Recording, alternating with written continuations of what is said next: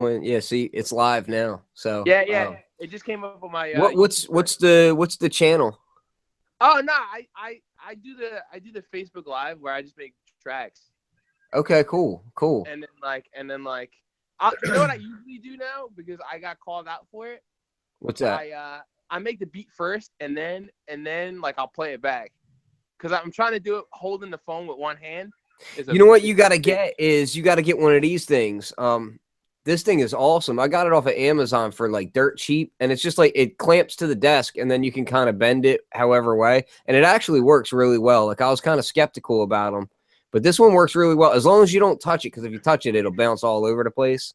But yeah, yeah, yeah. I use that a lot of the times, and it works really well.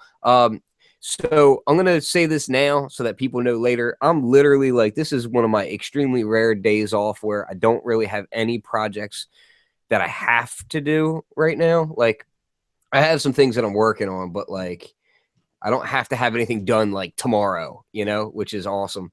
And if you're a friend of mine on Facebook, I posted a Google Hangout link on Facebook. So if you're watching this and you got a webcam and a mic or something, and you want to join in and talk or whatever, just hop right in. Just go to my Facebook page and you'll see the link. You can hop right in. I got Corey Slater here with me, who's a producer out of Jersey, and Dirty Jers. And Yes, sir. yeah, so I'm just hanging out. I got the DeepMind 12 here. I've been making like pad patches today on it. Just kind of, I'm still kind of like feeling my way around it, getting to know different modulation routes and how it sounds and that kind of thing. Like I like to kind of really get to know something before I make a bunch of patches on it. Yo, And messing with the Matrix Brute too. you're gonna be super upset with me. I've had the mini brute. I mean, I've had the mini Nova and the Korg mini log for mad long, and I've only used it maybe about a handful of times on both of them. Like I That's don't know your if I should fault. keep. I know.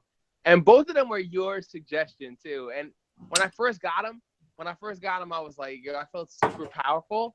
But then after that, I was like, I don't know if I should keep using these or not, because then like it doesn't.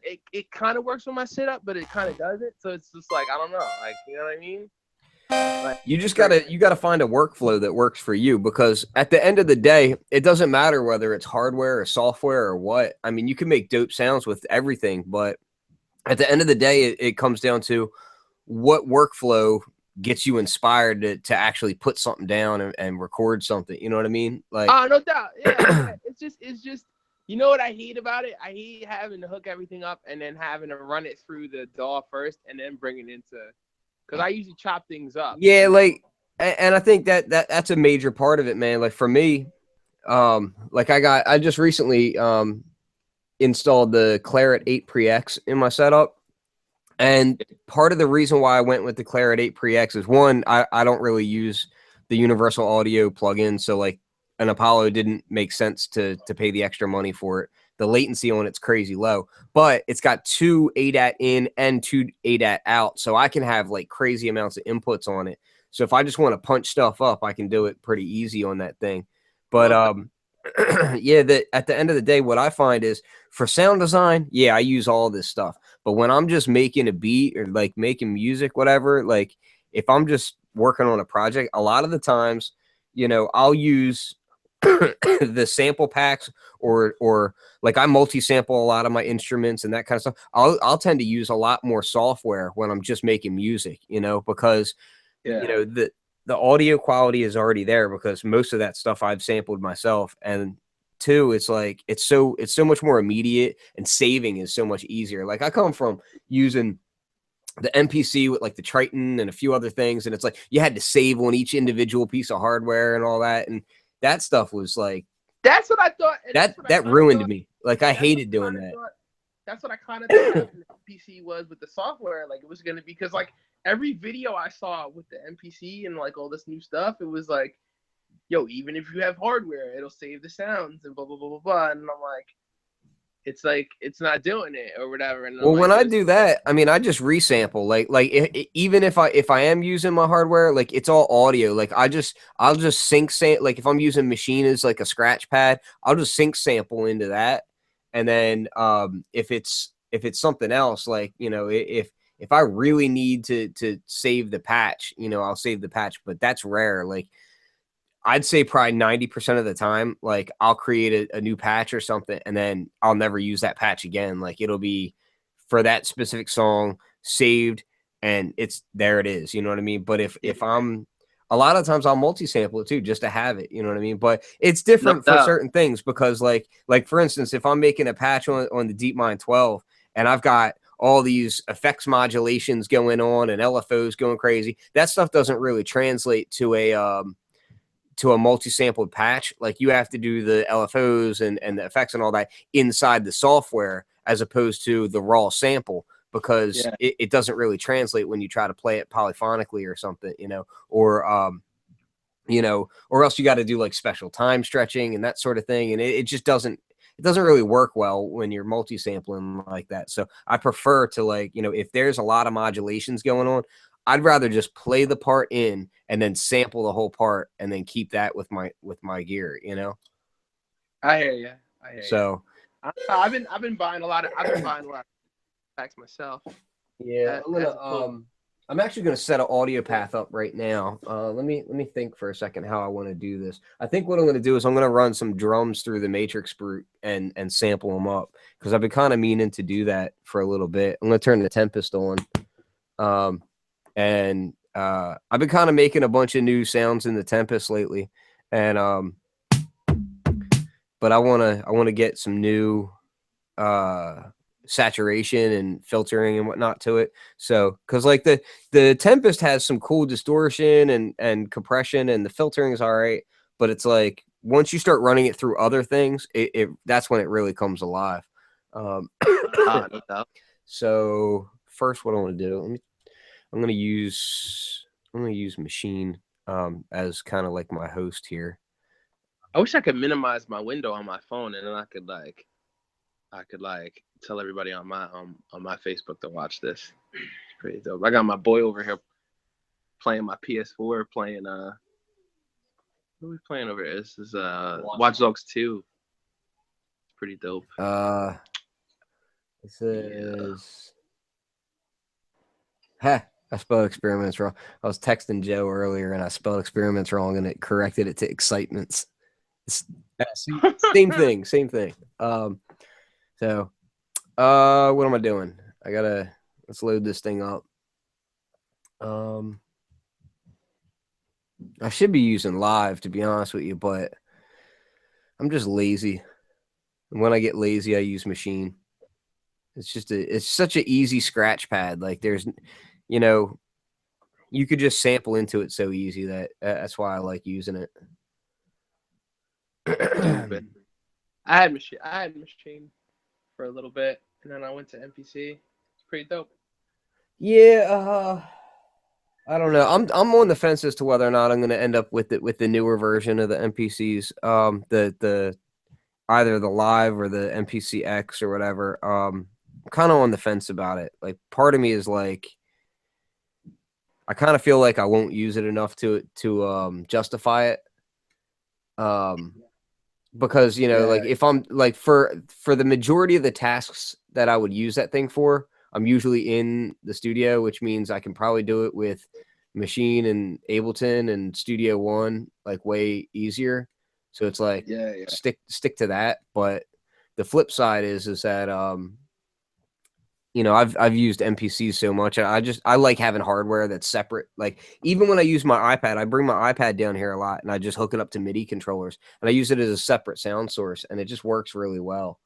So I mean, like I like having things that are separate from my computer just because it forces me to be definitive. Like for instance, a lot of the stuff that I do in Machine is still saved as a Machine project as opposed to bounced out.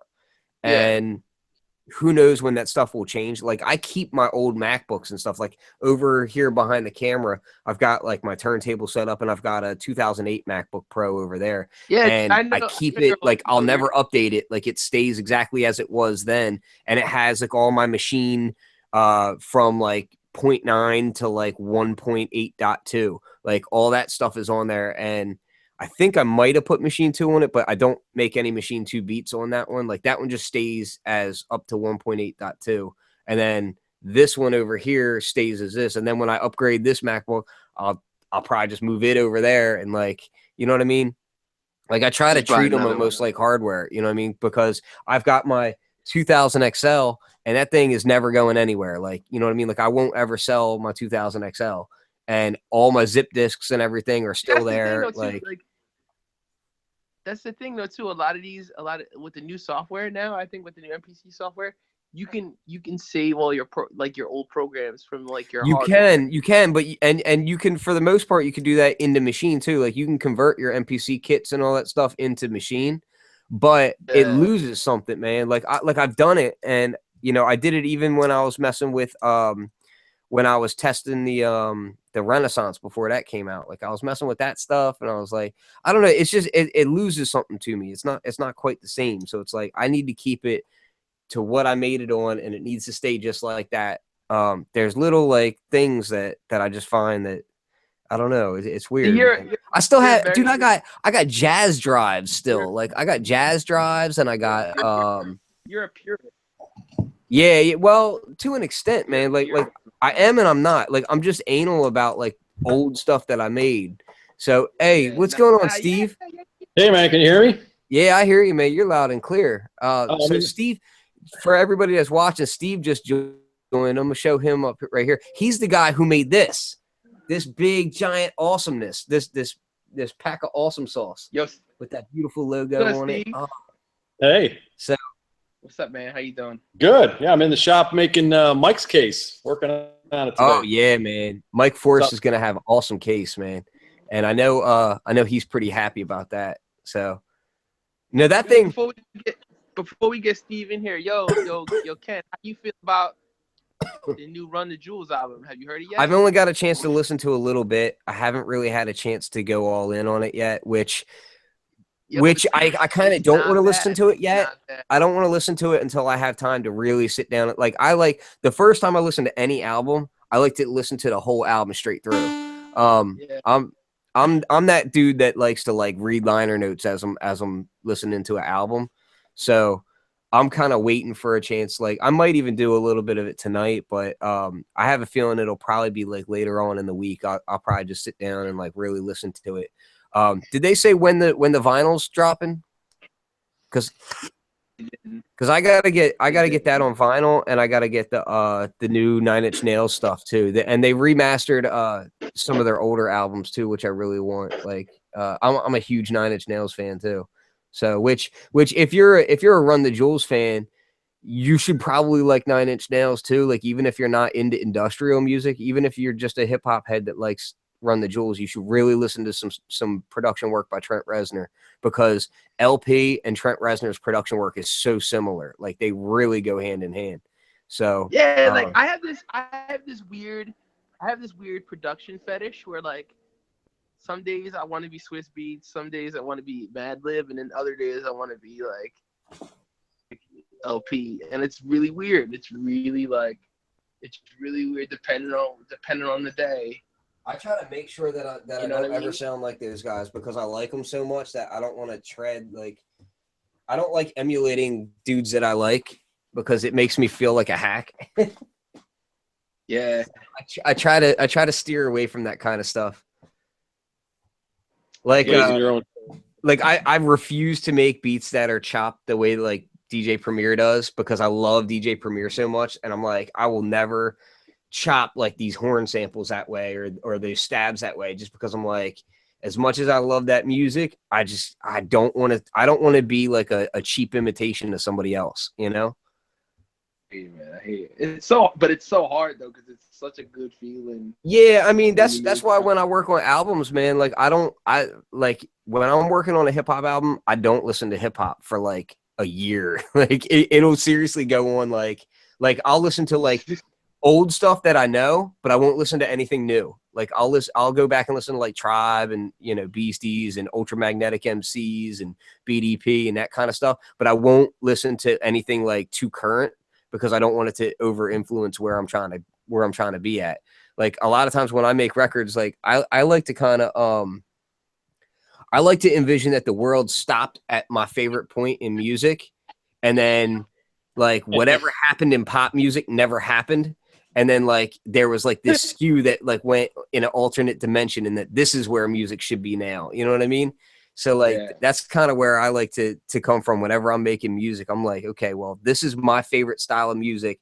What is my version in the future of what that music should be, you know? And just do it like that, as opposed to like you know, rolling 30-second hi-hats and stuff like everybody else and that kind of stuff. Like, oh, I would never do that back then, and I won't be doing it now. Like, it doesn't interest me, you know? And other people can do it, and it's great, and it sounds good when they do it, but it's not for me, you know? So I find other ways of it just sounds the same. It just sounds like everybody's been doing it. Like the hi-hat thing. Like I made a Facebook status about it a couple minutes ago. Sprinklers, hood sprinkler, trap sprinklers. Yeah, like to me that stuff gets really, really boring and overused, and you know. All right, let me see where I'm at. This cough has got to go away. That's my excuse for drinking the bourbon today. Yo, bro, you really got to chill on the bourbon, bro. No, man, it's good for you. Your liver's not gonna be able to handle it. Man, please, I'm telling you, I get to drink like maybe once a week, so I don't really want to hear it. It's just always on air then, right? Dude, that's what I was just telling him earlier before we even started the show. That's what I was telling him, is that it looks like I drink a lot, but realistically, like for instance, I'm always talking about the Balcones bourbon that I have here, but if you'll notice, it's been the same like little tiny bit in here for like 4 or 5 shows. You know what I mean? Like I don't really get to drink that much because I'm too busy. Dude, every video, I've even talked to Flux like outside of like when he does live videos, like when I'm just calling him just to fuck with him and he's drinking something, and I'm like, dude, are you all right? Like, what's the deal today? Like, what? Like, I don't know, and it's I just told him it's rare, but at the same time, I'm like, dude, you're always drinking something. It's either that's true, Ken. You got pretty wrecked at the NobCon Saturday night. I think. Well, I did. No, that was there was no ifs, ands, or I was 2 sheets to the wind and then some. I mean, that was good times. Not a good day the next day, but dude, if you go back and watch those videos from NobCon, I look like straight up death. And like I've been to multiple NAMM shows and all kinds of other things, but there was something about NobCon that was just a little too inviting. And it lulls you in thinking everything's okay, and the next thing you know, like you're hanging out with like, you know, George Mattson, who's like, yeah, drink a whole nother bottle of this Jack. Oh yeah, that show is that show will get you, but and it didn't, you know, having a bourbon sponsor didn't exactly help the situation. So I'm hosting a sometime before summer. You said that last year in Jersey. Hopefully, you said that last year. You said it last year, not me. You said you wanted.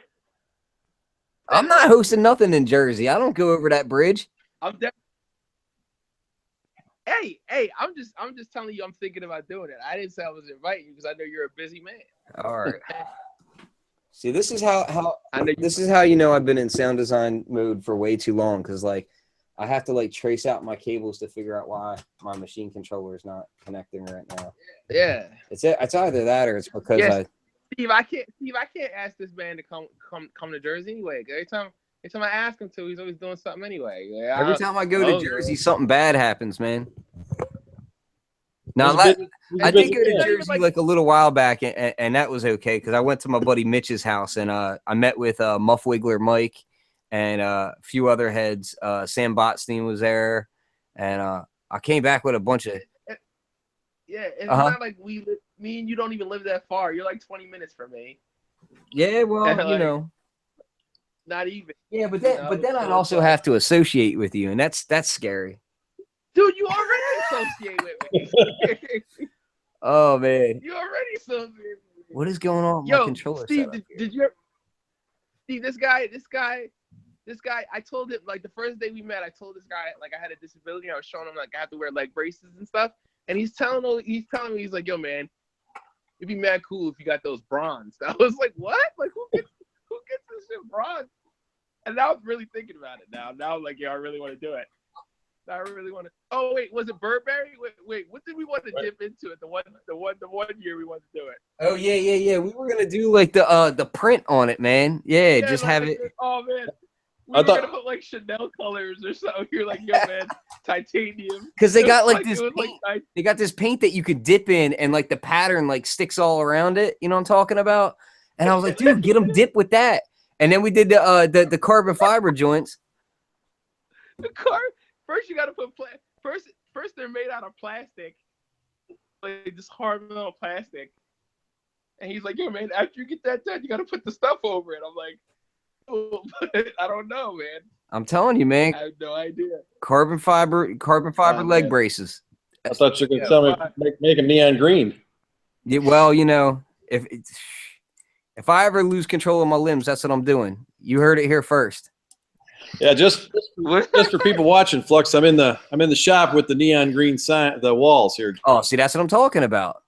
That's what I'm talking about, man. Yeah, I actually had I had a really bad skate accident some years ago, and I broke my ankle and my shin in half, and I had a neon green cast from my toes all the way up to my hip. It was awesome. I don't know what's going on here. I think you guys are into the sound design stuff, man. That's a whole nother baby. It's a whole nother baby. It must be that I have to update. I don't know what I did. I wish I could. Maybe I should be using Ableton instead. Let me grab my push. I just encourage to hear your workflow using software, because I mean that's more my workflow. So I thought, oh, I'm not a purist or a advanced for actually getting music done. Yeah, I say software, man. Like for just making sounds and hardware, yeah, but for actually getting stuff done and laying it down and like being able to like professionally finish it, like, dude, software is kind of a lot more flexible. Well, it's more controllable for sure. Yeah. You gotta admit the hardware looks cool too, though.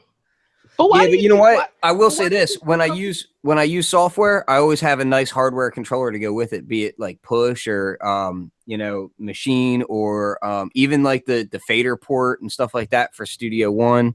Like when I first started using software, like the first thing I did was get like a full 8 bank of faders, motorized faders, and all that stuff. Why do you think these companies don't just make software of like their sounds instead of just making like crazy, because I have the Novation, like I was telling you, I have the Novation, the Mini Nova, and I have the Mini Log, and I'm thinking to myself, yo, like I can barely fit these bad boys in. Don't get me wrong, they're both nasty in their own rights, but at the same time, you saying make a plug into the Ultranova? Yeah, like a plug into the Ultranova, or maybe a plug into the Mini Log, and just have the sound. Well, I mean, if you did a plug into the Mini Log, to me, it kind of wouldn't make a ton of sense, because you already have plugins that can do similar stuff to that plus 10 times more. Like you're not going to, they're already trying to make the VSTs sound like VCOs as it is. So that's kind of a given. Like it's not like the Mini Log is crazy deep. It's just that it has that inherent actual VCO sound. So because of that, that gives it something. And when you emulate that in software, it just doesn't quite hit the mark. And even when you have hardware that's digital, you're not sharing CPU cycles with other things. So you tend to get like, a slightly different sound in that way. So I think that there's something, in that. If I can find my other power cable. Oh, I'm a straight mess today, man. It's like there's no helping me.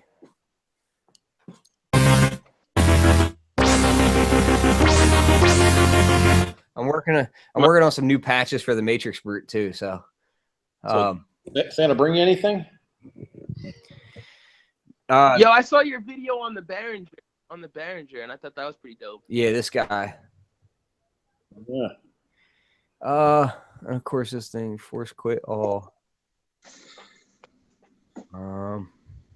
Dude, I'm getting like all kinds of crazy things that are happening here.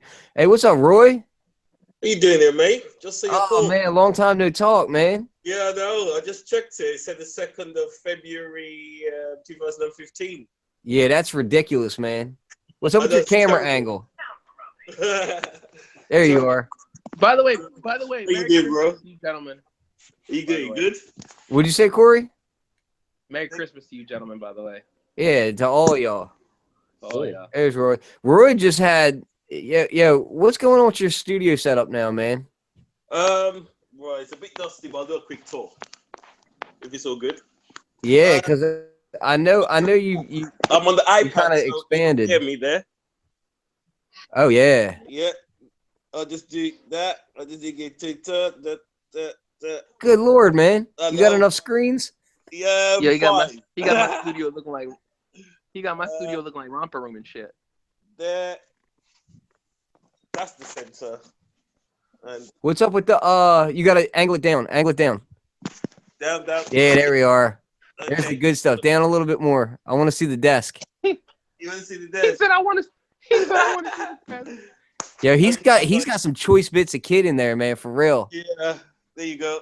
Look at that. Oh, wow. And then down there is the sound design.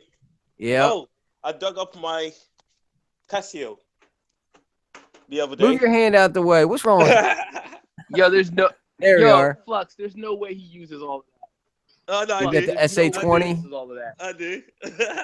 Nah, man, he makes some There's dope no stuff. way. Are you still working on mostly R&B right now, or what's going on? No, I was doing a lot of pop stuff, but I think I'm about to enter your world of sample packs. I'm working on some stuff at the moment. Nice. Yeah. And I finally got this baby hooked up. Yeah, man. I think, yep, and that rack. There You got go. that Portico, right? It's not Portico, it's TL Audio. Oh yeah, It's, that's right. It's a summon mixer, brilliant. I run on my synth through it. It just warms it up. Gorgeous. And down there's AD conversion, drummer. Those things are kind of hard to get a hold of, especially outside outside the UK. They're brilliant. And they're brilliant for modding as well. Yeah. And machine and some more rumplers, seems. Nothing. Yep. That's a lot. Oh man, we got Steve joining in now too. Yeah, we got a bumper room up in here, man. Yeah. I'm trying to find a power cable to my push 2 right now. All right, cool. I got like, dude, it's a shame how my studio set up. Like, I don't even want to turn the camera because if you see it, like, you'll be like, "What the hell are you doing?" No, I saw you on the Cheerio when I went to pick the Mini V. Yo, my studio. Oh yeah. Hold on, I'll give you guys an idea. Like I'm like pulling synths up off the ground and like it's bad, dude. It's real bad right now. It's like Studio's looking good though. Oh. Yep. yeah, it's kind of a mess. It is what it is. Yep. Oh man, that just looked dope. I need to That just looked seriously dope. I gotta clean up majorly. Like I'm redoing my whole. I'm redoing the DJ setup and everything too. So, and I gotta like, I got like 4 or 5 other synths that I'm trying to figure out a way to like kind of stack them. And I don't know. I'm playing Tetris with synthesizers right now. That's some real first world problems, bro. Yeah, exactly. So, you know. No, it looks dope, proper. But the other thing is that I'm also trying to figure out some kind of cable situation again. I feel like every like 4 to 5 weeks, I run into cabling issues because I never leave stuff hooked up one way. Like I'm always like, I'm talking like every day. I'm like, oh, well now I want to change this setup or I want to change that. And then 3 weeks goes by and I have about 45 cables just laying across the floor in a huge mess. And I'm like, all right, time to rip everything out and start over again. A walking studio. Yeah, like even with the patch bay, I mean, like I've had so much gear come in and out in the last like 3 months that it's like half my patch bay doesn't make sense anymore. So is what are you gonna do? Get a beer and suck it up. That's why I got the flask. Yeah, he's got, Oh yeah. Now, Steve, I gotta let you know now. We're gonna have an intervention for your beard. No, we're not. I earned every bit of those gray hairs, buddy. They're staying right where they are. This is actually just an intervention for Steve's beard. Oh my goodness! What'd you get for Christmas? You do anything nice? Yeah, I gave the kids money. I gave myself a few beers. Nice. It's all about actually getting some time. That's what I asked for this year from my family. I said, I just want some time. Just give me a little bit of time, because I don't really want for much. Because all the studio stuff that I want, they don't know, an apple from and when I say apple, I mean like fruit from, a synthesizer. It's all bad. So, but yeah, I don't know, man. So what I'm trying to do right now is I'm trying to get set up, because I'm about to start running drums through the Matrix Brute, but I'm trying to find all my cables and everything first, and it's a bit of a nightmare. Dude, a place for everything and everything in its place. so Ken, have you hacked the Matrix part of the Matrix Brute? Dude, yes. I'm so in love with that thing. Like, I can't remember the last time I had a piece of gear in my studio for so long that every day I'm currently like, every day that I come home, I'm like, that's the first thing I want to get on. Like, What's learning Cov like? The what? Learning Cov. Oh, it's very, very short, because there's no menus. Like, everything is knob per function on it. So it's like, you don't have to, like, once you understand the only learning curve that you even have, there's maybe a couple of small little quirks about it that you should know. One is, so that the way you do, like, you can see, like, there's some blue lights up on here right now. I don't know if you can see it really well or not, but I'm just clearing off a bunch of license failures off of my screen here. Well, I have like all these like betas and whatnot that I'm trying to get rid of off of my stuff. But like the blue lights and those are all different modulation settings. So like this patch, like all those modulations that are making that thing move around, you could see them all right there. Like they're, you know what I mean? Like you don't have to say, oh, I wonder what's modulating this or that. It's all right in front of you. You don't have to guess, And then the only thing that you don't see without pressing anything is how much of the modulation is there. And you see that just by pressing the actual modulation button that's for that path. You know what I mean? So like, I'll move this closer. There's only really one other quirk. And let me kind of grab this so I can see what I'm showing you. Okay. The only other quirk is, so this section down here is called audio mod. Okay. The audio mod section is it's bipolar, so it'll do one thing in one direction and one thing in the other direction. And in order to assign it, you have to turn the knob just like a millimeter in one direction or the other, and then that modulation path will do that. You know what I mean? Cool. Like, this patch right here, I have. Noise is altering VCO1's pitch. So it's just like a millimeter off to the left. And then if I want, I can just do this.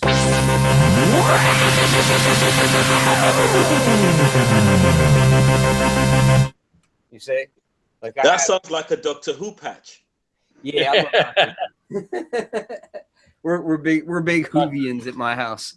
So, but yeah, I mean, so yeah, you can just do that, but assigning everything is super fast. Whereas I'm doing patches on the DeepMind 12, and it's like the polar opposite. There's like a lot of menu diving and whatnot. So it's like it's to be expected for what it is. You know what I mean? Yeah. Like if I pull this thing out, when you're making patches on this, it's like, okay, well, if I want to see what my modulations are, I hit the mod button here, and then I can see like all of my modulations right there. You can see how there's like lines going across Yeah. And these are all my different modulations right now. This is just a blank patch that I'm on right now, so there's not much going on there. But like if I kind of turn it so you guys can see what I'm talking about.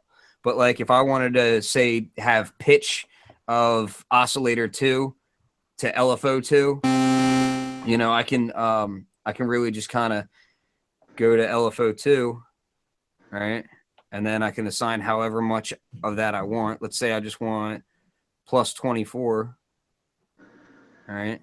And then I'll go over here and then I'll just go to oscillator 2 pitch. And then of course I'm going to change the rate. Oh, there we go. And then, oh, I don't know how I did that. I must have accidentally hit the fader. So if I do this, oscillator 2 pitch, and then you can increase the amount. Well, actually, let's just, and if I want to change, for instance, like you kind of menu dive a little bit for just about everything. You know what I mean? So like if I want to change the LFO shape, like you've got the LEDs that'll tell you what shape each LFO is. But if you want to actually change the shape, you got to hit the edit button. And then the first parameter is changing that stuff around. Let me see if I can kind of show you what I'm talking about. So it's like, man, you really can't read crap on here, can you? No, a lot of these phones. Oh, it's reversed on my screen. That's why. Let me see if I can. I want to change it so that it's not reversed on my screen so I can actually see what I'm saying and whatnot. There we go. Now I can actually see it a little bit better. And this, because I'm anal. There we go. And we'll do this. Okay.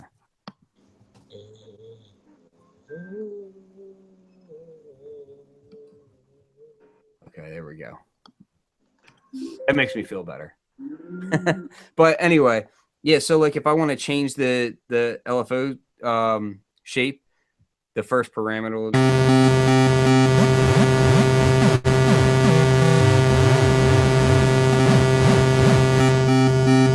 you know, so it's just a polar opposite kind of method of working on things compared to the matrix brute. And it's polar opposite sound too. Like they sound nothing alike. Like it's really cool that like in 2016 or 2017, whatever, like they're both about to drop in January, I think.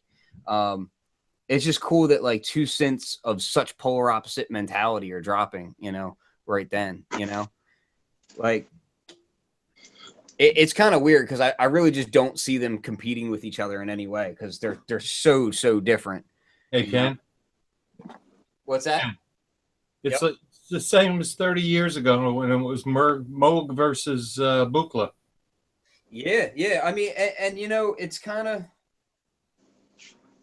crazy because it's like they're both totally valid, and Oh, and I got my helmet. That's my main gift. It's awesome. Tony Starks. Oh yeah, man. It got me so hyped. You don't even know.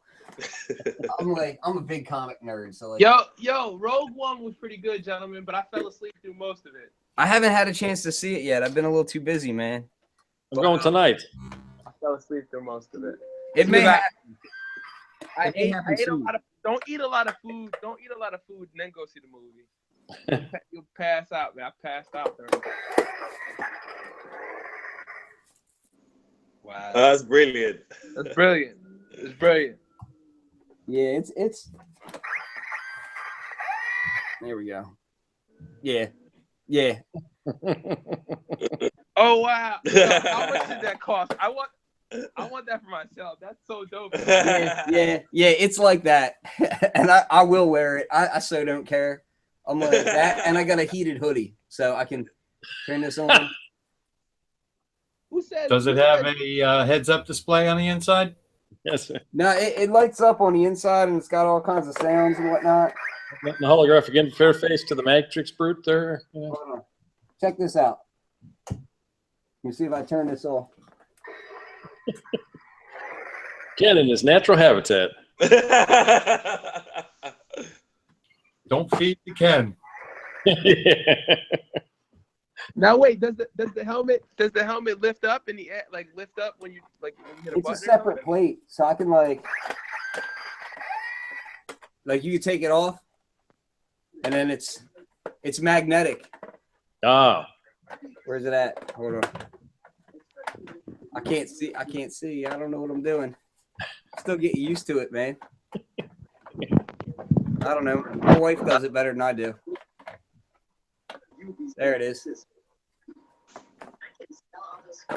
But yeah, it's awesome, and you can adjust it. Like it's got like you can pull that out to put it on, and Oh, do that. oh, I'm dropping stuff. They do that in the game. I don't know why they would do that. Yeah, just recognize that my nerd level is like very real. Yo, Ken, listen, man. I get made fun of all the time because I go this nerd shit all the time, man. Do what you do, man. Do what you do. Oh yeah, seriously. Like if anybody don't like it, they can eat me because I love it. Yeah, for real. Because I'm with that. Ken, yeah, what's it like saving patch on the Matrix brick? Easy. So when you save on that thing, which I'll keep the lights saving down the patch. it looks so sexy in here with these rails glowing and everything. So when you save, right? All you have to do is go back to the preset. Well, you don't even have to do that. Like I can just hit save. There's a dedicated save button right here. And when you do that, it goes to the preset that I'm on. And then you touch the square that you want to save it to. And that's it. Right. Okay. So like if How about neighbors? Oh, it's just patch numbers. Yeah. So like there's 3 buttons up here, right? Right. This is the closest that you have to menu diving. There's 3 buttons. And this one turns this all into presets. Okay. The next one turns it into sequencer. Okay. And then the next one turns it into modulation. Cool. So that's all there really is to it. Like if I go here, you can see the sequencer play. And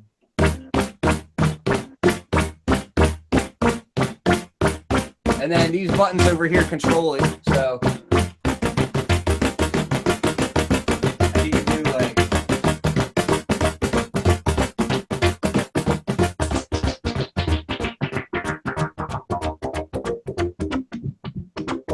brilliant.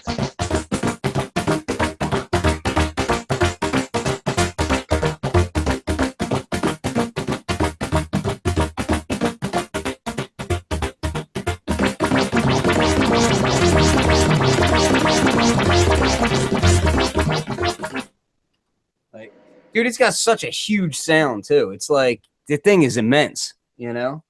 Cool. Like the sound literally like it matches how big it is. You know what I mean? Yeah. Like some gear, you're like, oh man, it's really small, but it sounds big. No, this thing is big and it sounds big. You know what I mean? Like it's not a small synth. I mean, it's bigger. What monitors are you playing through? What's that? What monitors are you playing it through? Oh, I'm using the JBL. What are they? 305s with a sub. With the match sub. They're actually the previous generation of the 305, whatever that is. I love these monitors, man. They're great. I have 0 complaints about them. I think they're the best in that price range. How much you pay for them? I don't even remember, to be honest with you. I want to say it was like, I don't even remember. Maybe like 400 for the pair of the monitors, and then another like maybe 6 for the sub, something like that. I can't recall exactly. I'm probably way off, and people were probably punching me in the face over it. But you know, that's what I done does. I forgot. I gotta pull up the live chat too. Oh, let me pop this thing out. Shoot. I got all these chat messages in here. I forgot that it was there, so I'm opening that up now. Hold on. There we are. Somebody said in there that the DeepMind reminds them of the JP8000, and I say no, not at all. Like the actual sound of it, I totally would say no. It's I don't know, man. It's got this. It's weird. Sometimes it's like when I'm playing it, it reminds me of like older synths, and other times when I'm playing it, I'm like, yeah, it doesn't sound like anything I have, like, at all. Like, I was talking to St. Joe over at Sounds and Gear about it, and I was like, yeah, it kind of reminds me of the Ultranova, in that the Ultranova has this kind of sheen to it. And when you're using a lot of effects in the DeepMind, it gets this like really pristine sheen across it. But then when you start taking that stuff off, it goes back to sounding like purely analog, which is crazy. But the only thing that I found myself kind of wanting for on it is a more analog distortion. So I've been kind of debating on like possibly like a analog heat or something to run it through. Cool. I think that would be like a really, really nice matchup with it, you know? Because like on the Prophet 12, when I'm using that, I use the distortion on the Prophet 12 a lot. And that's like the one thing that this really kind of lacks is a fully like it has a multi-band distortion built into it. And it's also got like this rotary cabinet emulation where you can kind of make it sound like it's going through a guitar cab. But it's not quite the same as like real analog distortion. You know what I mean? Like you get that slight crunchiness that is, you can emulate it, but it doesn't sound quite the same, you know? Hey Ken, what's the best, in your opinion, what's the best software synthesizer that you ever messed with? And you're just like, man, I'm blown away by this right here. Oh, the best what now? What was the first part? Software. What's the best software synthesizer? It's too wide of a question, man. Like, because it depends on what you're trying to do. Like, if you're trying to emulate analog, if you're trying to emulate a mono voice of analog, I still would have to say Monarch, hands down. Like, Monarch sounds so much like an analog synth to me that it's like, it's ridiculous. Like, I mean, how you can say that you can really tell the difference between that and a real analog. Like, again, talking back to Joe, we did, when we first got Monarch a while back, we kind of did some blind tests, and we're sending each other files back and forth. Like, okay, is this real Moog or is this, Monarch? And the only way that I was able to tell was the curve of the envelopes. That was it. And it was like, I was just like, yeah, those envelopes are, it was the sharpness of the envelope, just to me didn't sound quite right. But I mean, and that was extreme nitpicking. So to me, that thing sounds like, a lot of times I'll use it as extra oscillators for my real Moog. Like, just to, like, I'll run it to the input of my Moog and it sounds amazing. But that thing is ridiculous, man. Like, yeah. So for mono, that thing hands down. But then when you start getting into poly stuff, like, to me, software can sound better than a lot of the hardware out there. Like, period. Like, it doesn't. So I'm like, dude, I love Omnisphere. I think Omnisphere is amazing. Omnisphere and what's the one by UVI? Falcon. Falcon is ridiculous. The stuff you can do with Falcon is so crazy. Background noise isn't always the tell, man. Background noise, that stuff can get emulated too, and depending on what you're using, you can get rid of that stuff. But like, I actually mic up my Rhodes the vast majority of the time. I don't run it straight in. I mic it, and I close mic the what is it? The Marshall cab that I use. And I have a few different emulations that, man, they're so close. Like, sonically, they're super close, but the difference is more the difference in tone of my Rhodes versus somebody else's Rhodes. You know what I mean?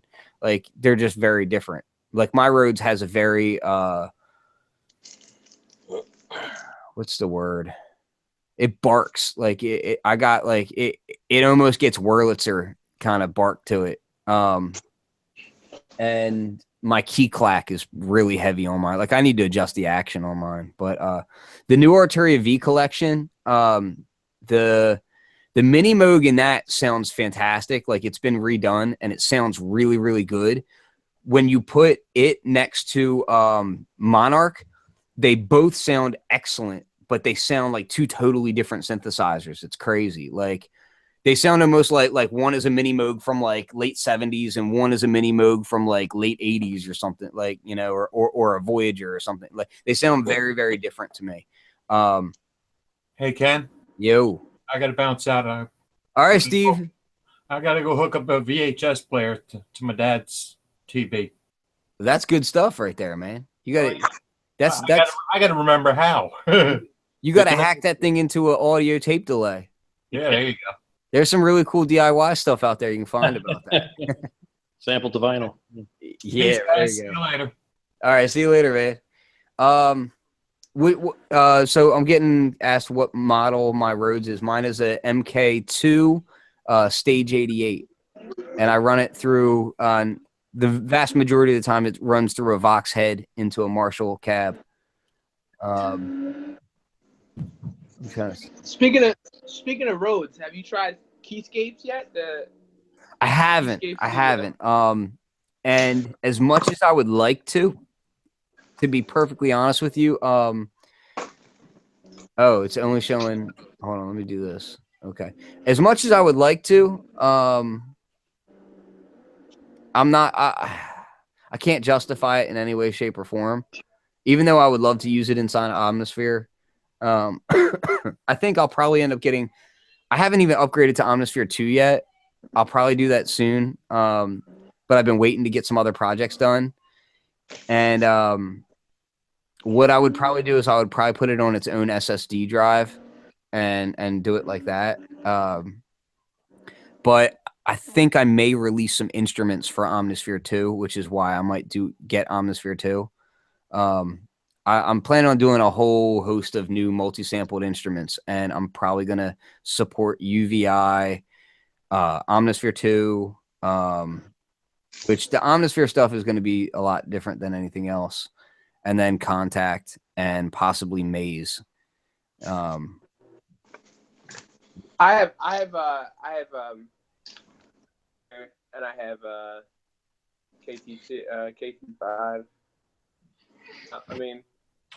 I mean, I have a secret version of Omnisphere, but it works nonetheless. Good stuff, though. I'm trying to read what I'm trying to go back and see some of the comments that I missed. I don't know the name of the clamp from Amazon. Just look for iPhone clamps and you'll see it's the blue one. I think it comes in like one other color. They didn't have it in green, so that's disappointing, but it is what it is. Top 3 best and worst tools of the year. I'm going to say Matrix Brute is still at the top of my list, and it's not just because I did sound design on it. It's because literally I'm giddy every time I get on that thing. What else? Let me think. Drum Brute's up there too, man, just because of how cool the sequencer is, and for that kind of money, they basically did what Roland should have done with the TR8, in my opinion. So that's up there. And it has individual outs, which is awesome for processing. And what else? Did Elements come out this year or last year? I don't know. Elements is pretty fantastic. I use that thing in insane amounts. What else? I don't know what else. I don't know. Can you do more videos with the Matrix Brute? Yeah. So I wanted to do it this week, but it's just been too hectic. I'm gonna try to do a patch a week on it, like building a patch a week and doing different methods of operation with it. Hold on, what does this say? I should really zoom this stuff in. Here.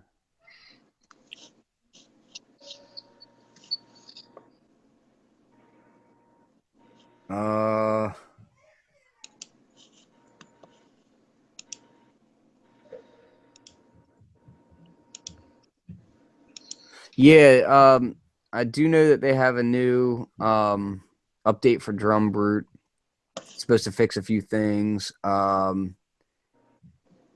I'm pretty sure it's actually out now. Like it's not just I don't know if it's still just a beta or if it's actually out. I thought it was actually out.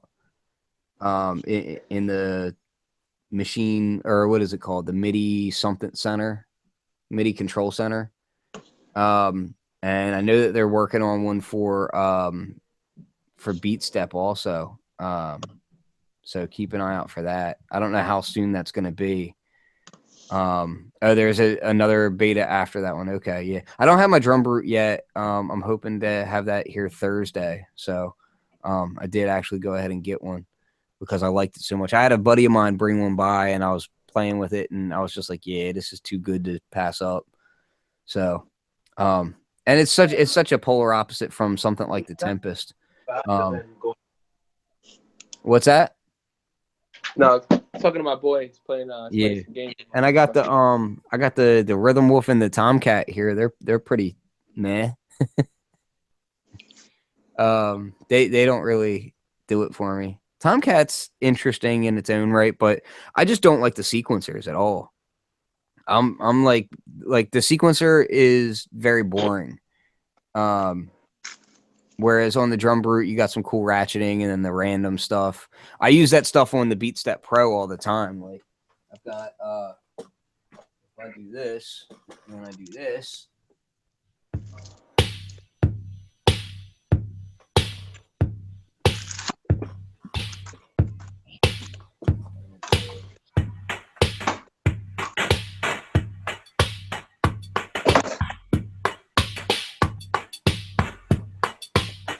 When I let that stuff roll, it's just modular drums. That's this stuff. So like that case is all modular. This case is all like everything else.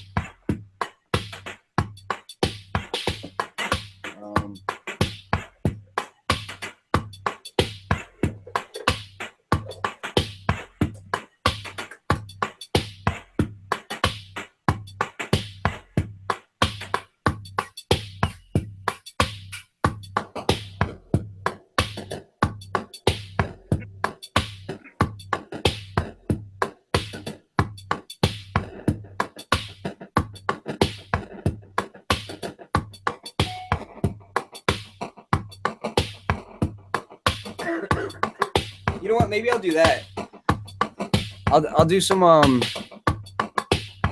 gonna do some layering. Like I'll run the modular drums through the Matrix Brute and then sample it that way. So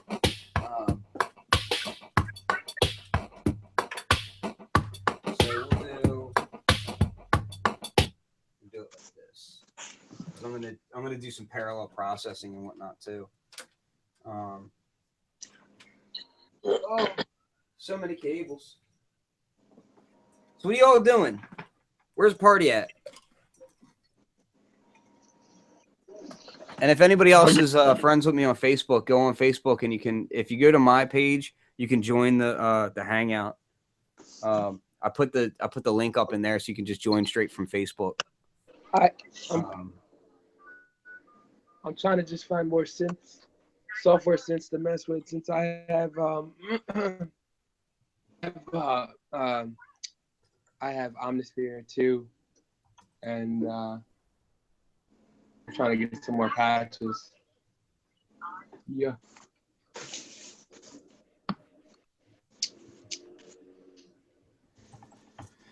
The scooper I got rid of. I had the Roland scooper. I'm reading the comments here, so you guys don't think I'm crazy. I've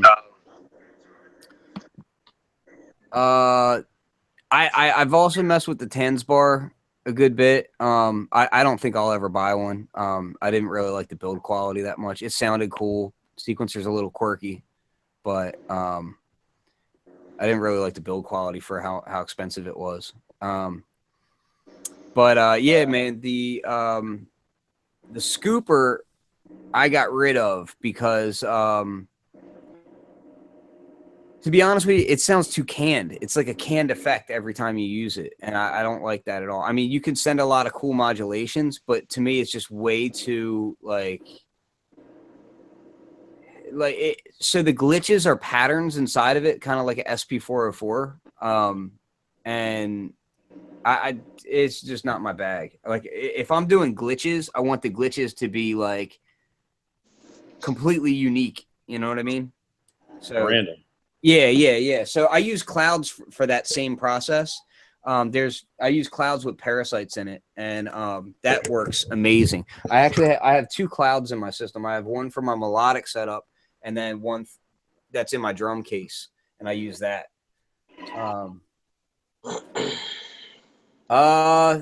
No, the Matrix Brute. No, the USB is not for an audio card.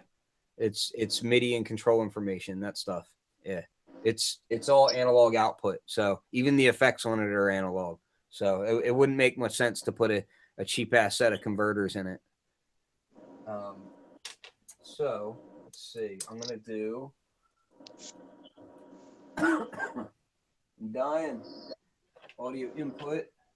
Where's this cable going to? I gotta stop like having stuff do this. It's not safe. Not safe at all, people. I don't know where this one goes, so I'm just gonna take it out. Something I've noticed about my studio recently is like I have so many transformers on at any given moment. I'm like constantly I feel like I'm smelling something burning at all times, and it's the varnish. It's the varnish on the transformers, but it's a little scary. Dude, your entire studio is a walking fire hazard. I'm telling you, bro. For the most part, yes, I would totally agree. I dare you. One of your videos, I dare you to have a fire marshal just walk in there and just be like, yeah, that would be bad. That would not be. That'd be the funniest video on the planet. Like just having him. I won't be doing that. Just have him walk in there and you're like playing patches. All right, so, I'm gonna move the camera around a little bit so you guys can see what I'm doing. But Roy, you'll like this because you like to start from scratch like I do.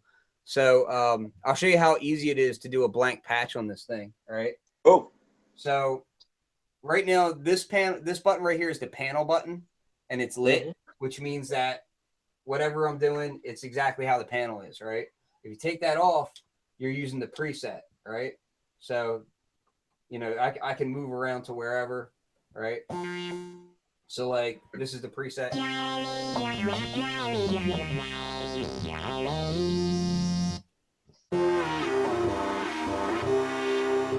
Right? So if you want to do like a blank preset, right? All you'd have to do is panel preset, and that's it. It's blank, right? And you know, it starts from scratch.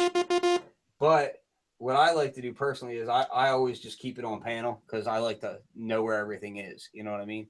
So I just kind of go back and turn the VCOs down. Now there's nothing coming in. I'm going to send the drums through. I hit the keyhole button so that it stays on. And I'm going to turn up the external input.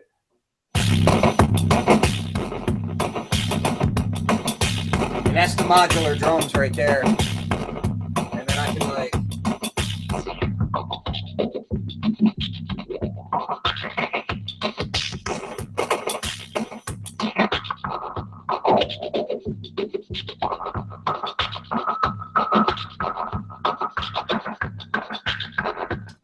So it's pretty easy to like just set stuff up. So one thing I'm going to do that's really cool is it has an envelope follower built into it, right? So you can send audio in and it'll track it. So all you got to do is do this and then do this. And give me 1 second here. Let me make sure I have my thing on here. Yep. like dying here. All right. Set this. Set my modulation paths up here. I'm going to do. Set it like this. Okay.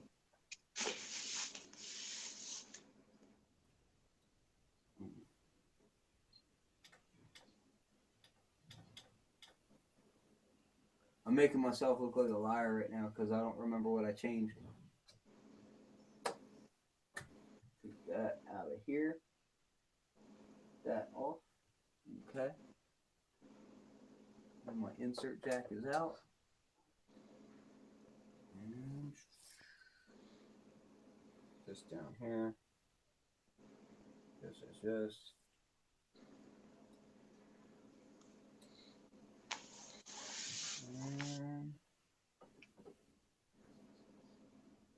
Okay. I should be getting sound right now. I must have changed something. What did I change? See something.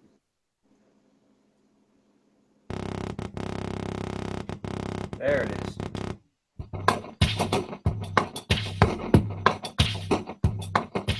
I had the input too low. So now the gate is being triggered by the audio level, right?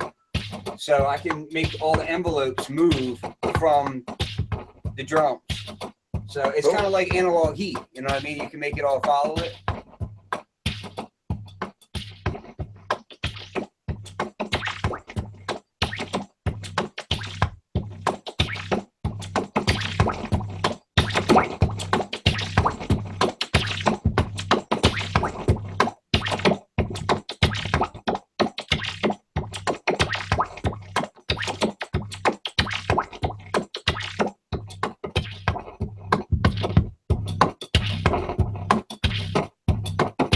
I don't know if you guys got a subwoofer going with that, or if you guys can hear that bass, but it's like thump heavy.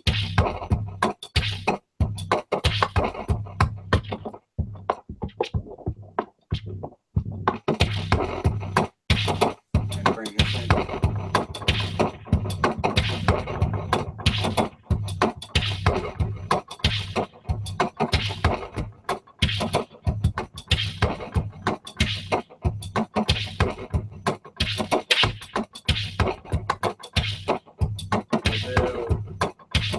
I'll set up some envelope follower effects.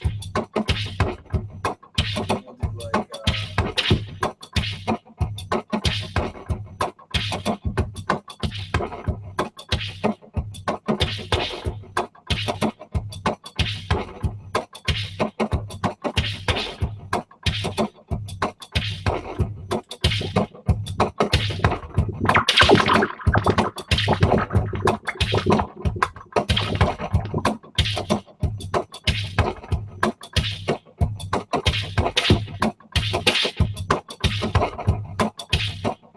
you have 5 different levels of distortion that you can get out of it too. So you've got 5 different levels of saturation. So you can map all that stuff to the envelope follower too. So you can make it do like all kinds of crazy stuff. I'm gonna do noise is gonna go to the filter. So I can do it like this.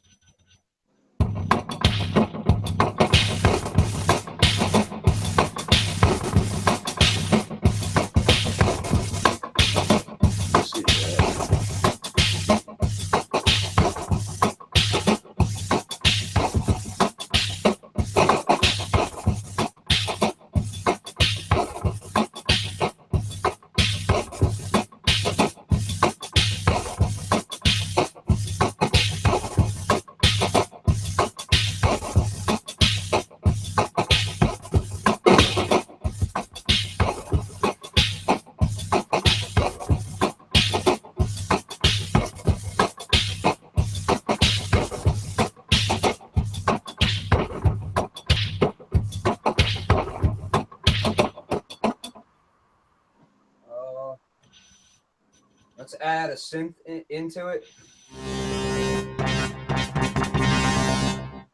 watch this. This is where it gets really kind of creepy.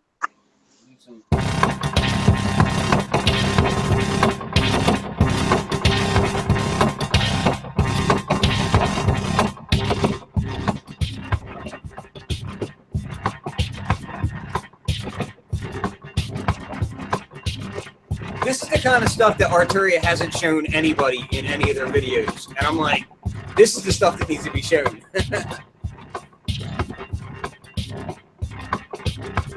It was on it.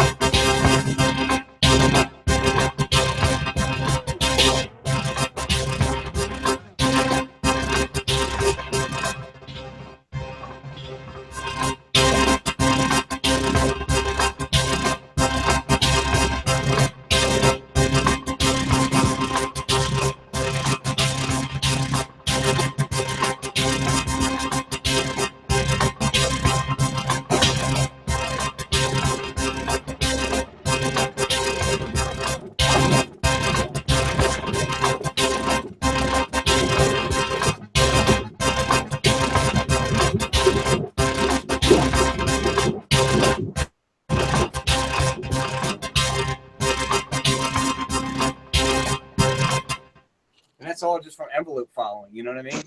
Like, that's crazy, right? That's crazy.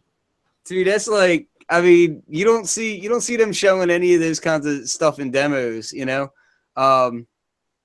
So who is this? MCX Clock Tower is saying, you know, what's doing the drums and whatnot. Let me move the camera a little bit. So these are the modular drums right here. And the modular drums are going into the matrix brute, and the matrix brute has an envelope follower on it.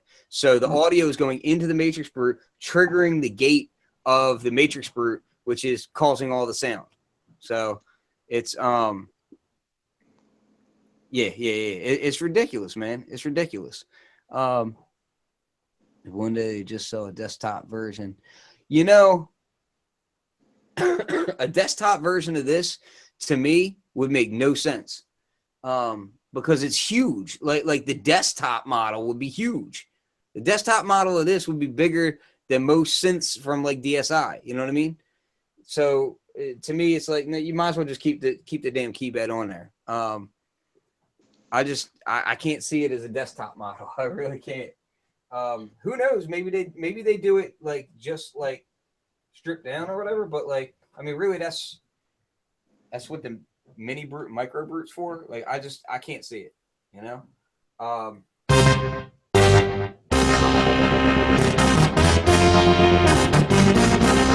you know what you can also do is you can make the envelope follower trigger the sequencer. So if I wanted, like, if I go here, let's record a quick sequence.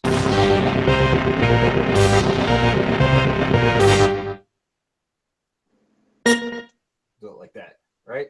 And sequencer length, set it to there. Let me see if I'm making a fool of myself, because I actually haven't done it like this in this type of setup yet. So if I'm wrong, it's all your fault. We'll see.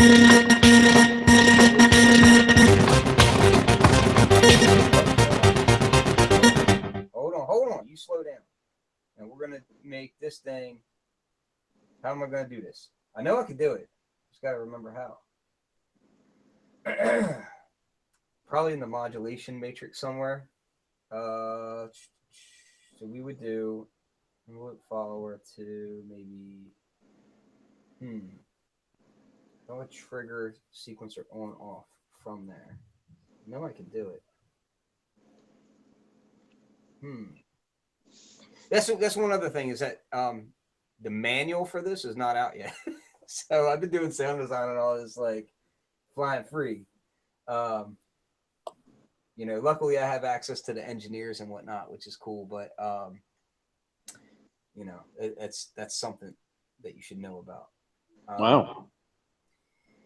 Yeah, it's like it's all getting done. Like it should be ready to ship extremely soon. But the manual is kind of like the last thing, just because it's like so much has been added and tweaked and method of operation, all that kind of good stuff. And it's a manuals are a daunting process, you know.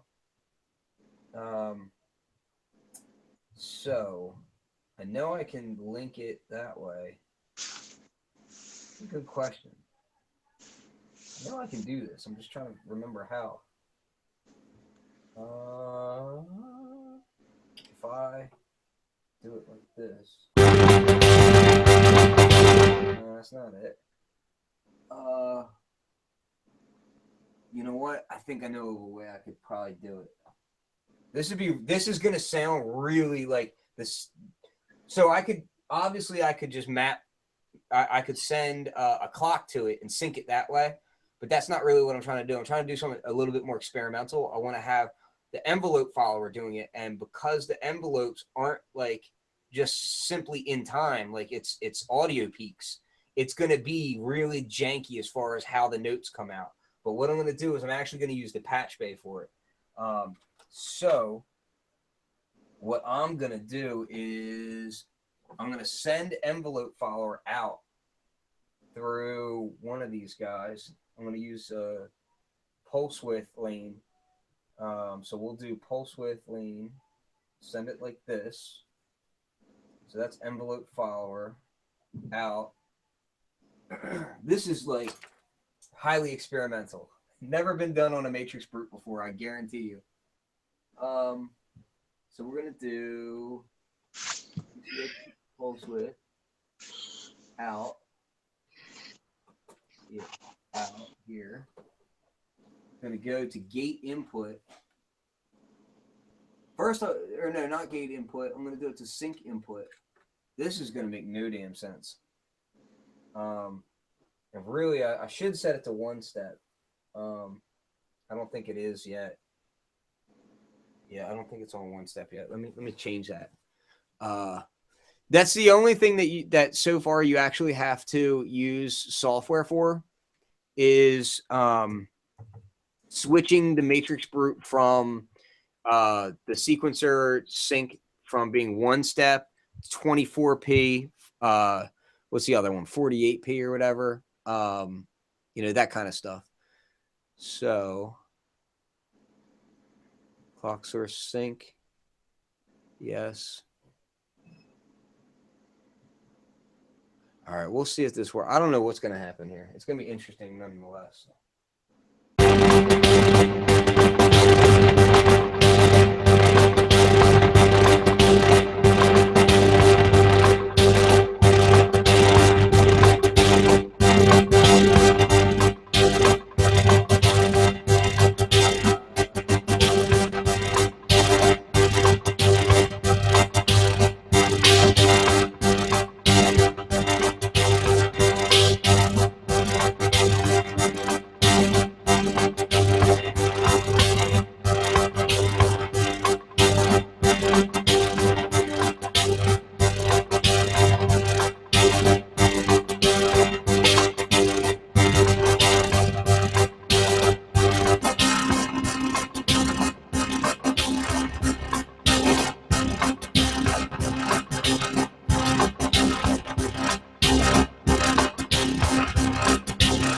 Going to go too slow that way. I have to change the settings. Really, if I use a clock multiplier, it might actually be better. That's the other good thing about this is that it's so modular. You can really interface it with Eurorack stuff like crazy.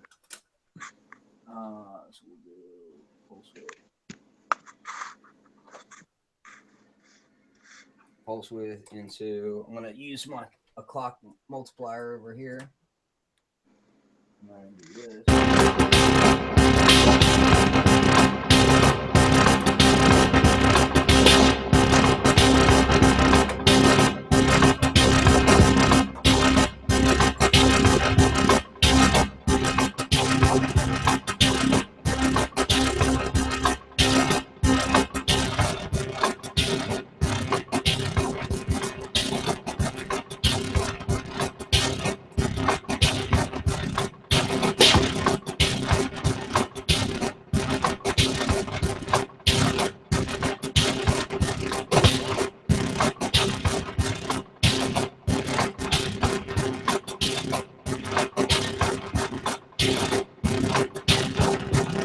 That's kind of all over the place.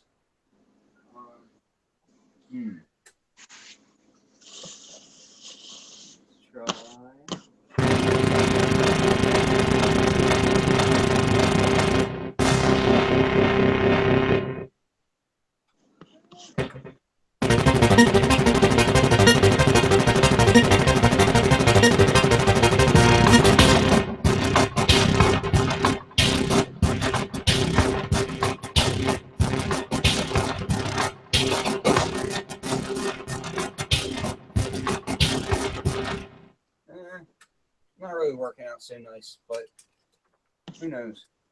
Maybe I'll find a way a week from now on a better way to do it, and I'll do a video on it.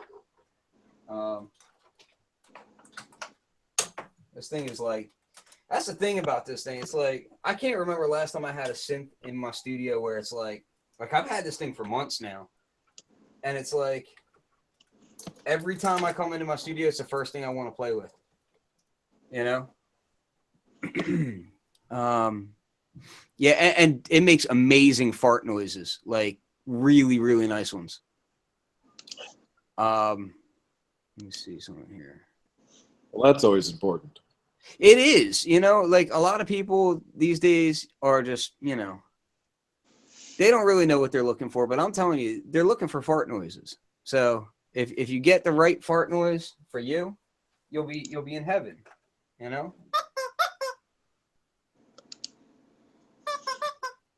I noticed that you had that from Knobcon. Oh yeah, oh yeah. This one was actually sent to me specifically. I have one of the Knobcon ones around here somewhere too. This is my CV capable one. It goes right in there. There you go. I want to see something here. I want to try and.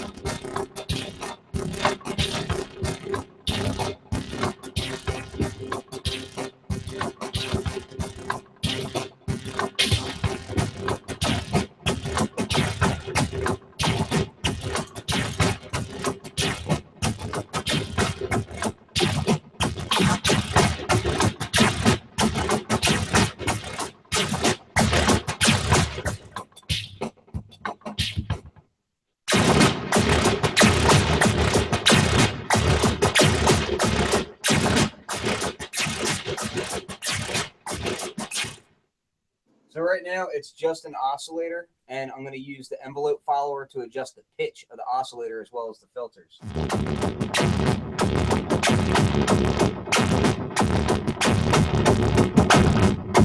And a sub oscillator.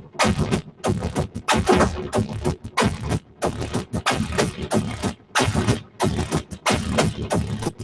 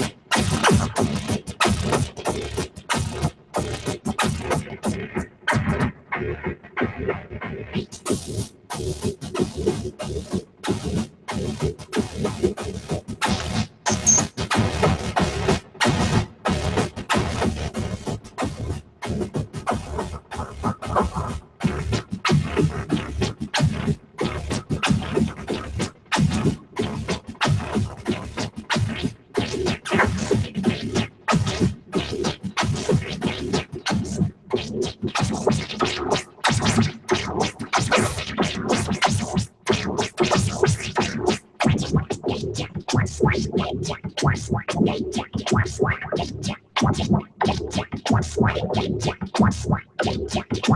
if you want to do it parallel, like you can send a clean signal through it, just like this.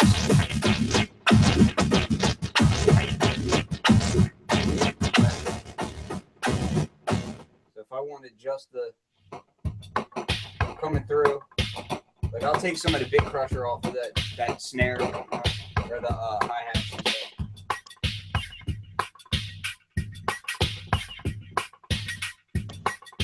Right, so you can have that going through on one side and then completely distort the other. So I could do like this. So the Steiner is clear, and then I'll send the ladder filter. I'll send everything else through that. So.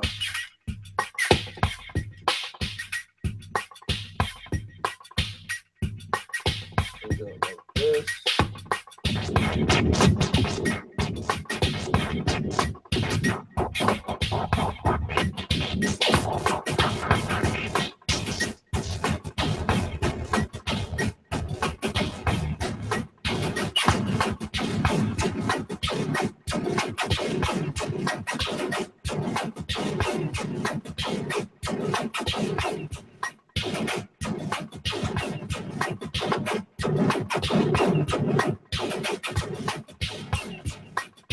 And if you want, you can use just the say like just the ladder filter as a just a distortion box basically. So if I wanted to do that, I could send it through here, and then just the filter's not even in use, just the saturation is.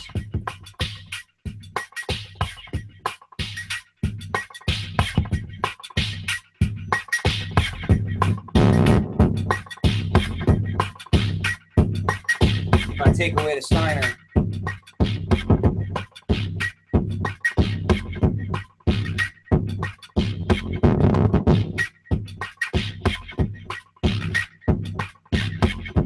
if I take this stuff away,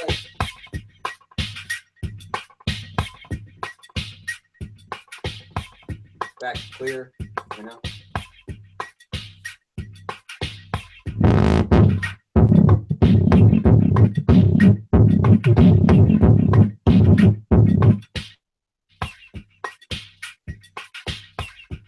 You can stack them like this. This is kind of cool.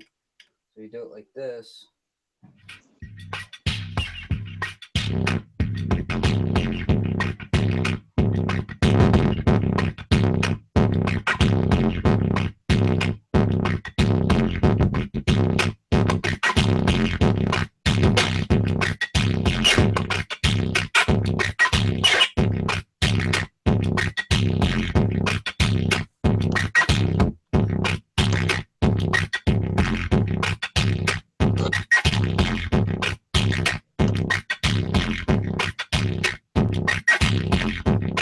And if that doesn't sound like a good fart noise to you, then you're crazy. Because to me, that's a good fart noise.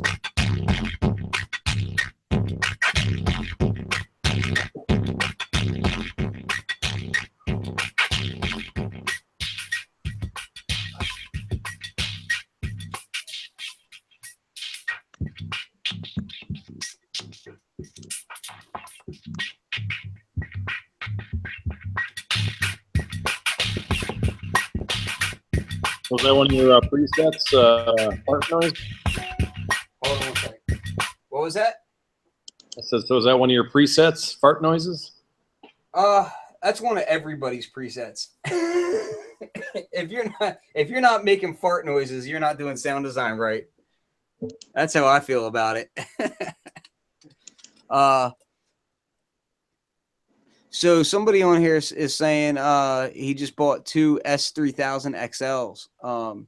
Small little tidbit: if you're not using those 8 output cards on there, put new ribbon cables on them and take them out and sell them on eBay, because they're the same output cards as an MPC 2000 XL and MPC 2000 uses, and those things go for a pretty penny, probably more than you bought your S3000 XL for. So it's a nice little way to get your money back, and then you can buy more gear. Yeah. So you can do similar stuff with the micro brute and the mini brute, running sounds into it and doing that. The difference is with this one, you have abilities of doing like parallel compression and like parallel saturation, all that kind of, because you have two different filters, and then you have two different modes for each filter, plus you have two different paths that you can make the filters go. So you can do parallel, or you can do series, you can do 2-pole or 4-pole of each filter, and then you can have separate envelopes going for each one because you got 3 envelopes on it, all that kind of stuff. So it's just really fun to work with. Yeah, I like it. I'm gonna change. Here, I'll do.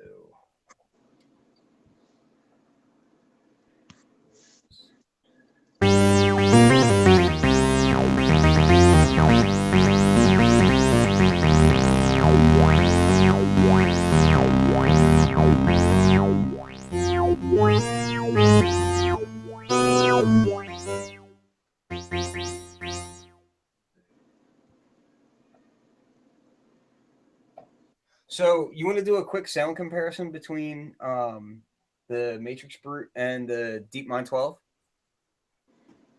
of like what is similar, or like, what is what basically using sounds that they can both make. What about the Matrix? Well, sorry, the DeepMind 12 and the Prophet. Oh yeah, I was doing some stuff with that the other day, man. Like I actually have it midied up together. Okay. In a kind of cool way. Let me turn it on. Let me see if I can angle this thing back down. But if I do this, you guys got to let me do one kind of cool thing for myself. Cool. All right. I got to put my helmet on. All good. All right. I'll tell you what, that feels good. Brilliant. All right. All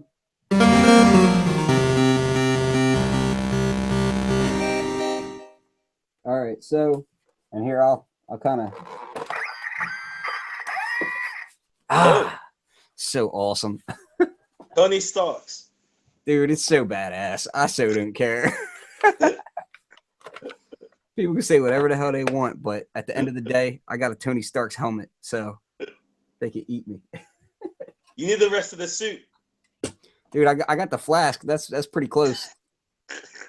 So, Demon in a Bottle is like one of my favorite comic books ever. So cool.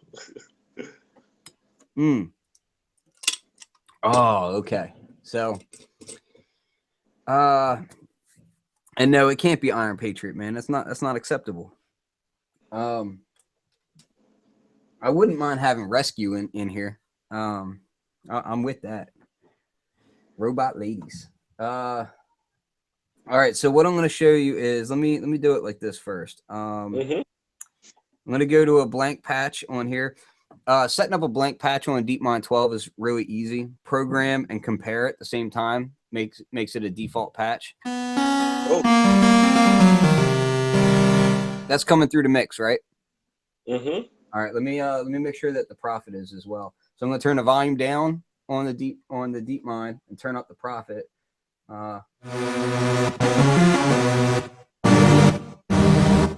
You got that? Yep. Okay. And I'll go to a blank patch on that. Which I don't know if there's any faster way to get to blank patches on that aside from going to global, and then I think it's 14. Oh no! On the keyboard, you hold latch and gone blank there. And no, it's 2-button press on the keyboard. I think it is on this one too, but I can't remember what it was. I don't know if it's like comparing. It's like global and right or something. Let me see real quick. I'm holding latch. What is it? I think it's latch. Let me have a look at my Prophet 12. Maybe muscle memory might bring it back.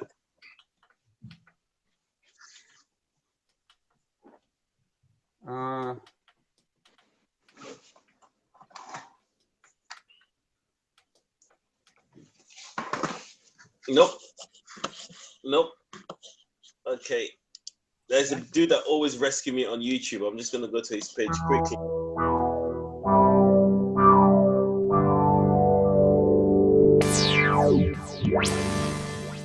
I did a pretty ugly comparison the other day where I showed the difference between the smoothness of the filter on the DeepMind 12 versus the steppiness of the filter on the Prophet 12. Oh, okay. It's pretty jarring, dude. You want to hear it? Here, I'll show it to you. It's pretty like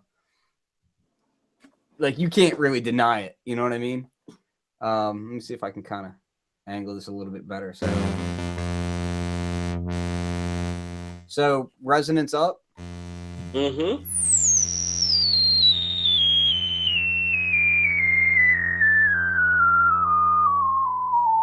Listen. You hear all that stepping, right? Yeah, yeah. And then on this guy, let me turn this back up. Take my. So we'll do.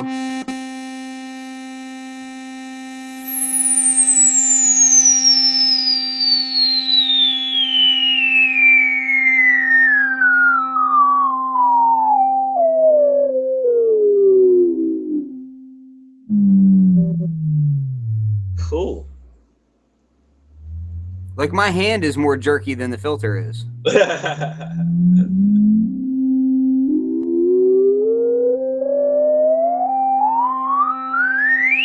You can hear it pull out some of the resonant frequencies and whatnot, like the harmonics. But on this,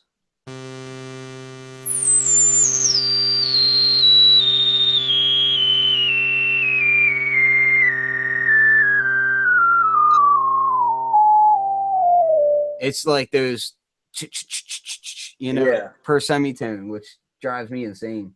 But anyway, that's not really what I want to show right now, though. I'll show you some cool stuff between the two. I'm just gonna grab a couple of patches on the DeepMind as well. It would have been awesome if you also had a Pro 2 in there at the same time. Dude, I wish I had a Pro 2 in here. I lust for a Pro 2 like you have Me no and you. idea. I want one bad. Me too. Like it'll probably be my next major synth purchase. All right. So right now, watch, I'll stack these two together. It sounds awesome when you stack them together because they kind of like complement each other.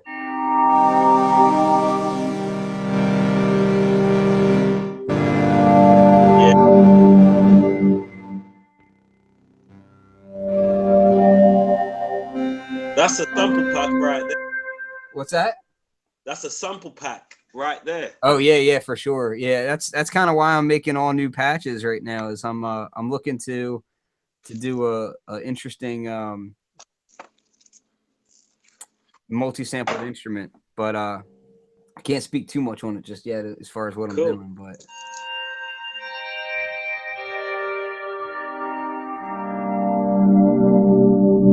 so this is just DeepMind 12. Mm-hmm.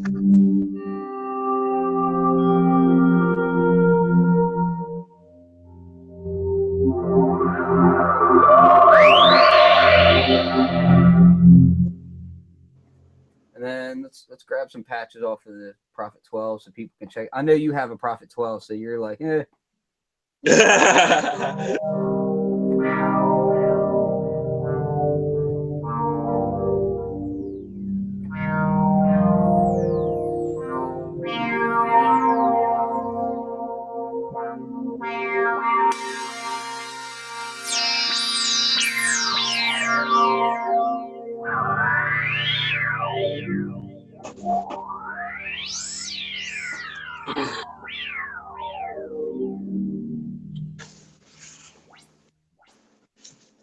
Yeah, the other thing is that the delays in the Prophet 12 are not so great.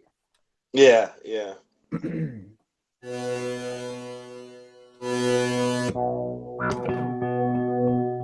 There's some really great like I see a lot of people talk trash on Prophet 12's sound design, like the patches that are in it, and I totally disagree, man. I love the patches. Me too.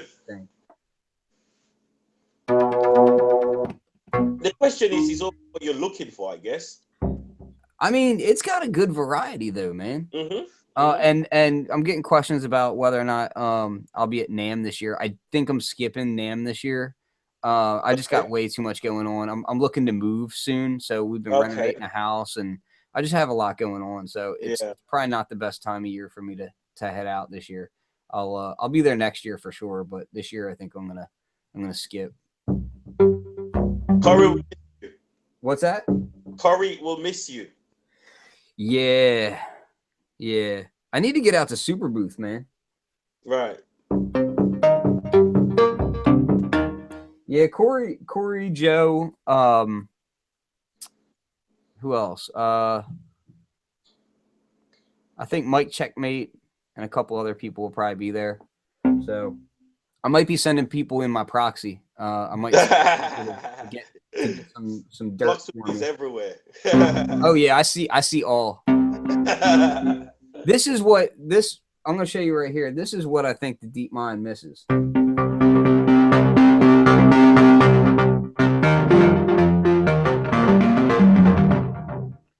That grit, man, from that analog distortion. The deep mind, like here, let's do it like this.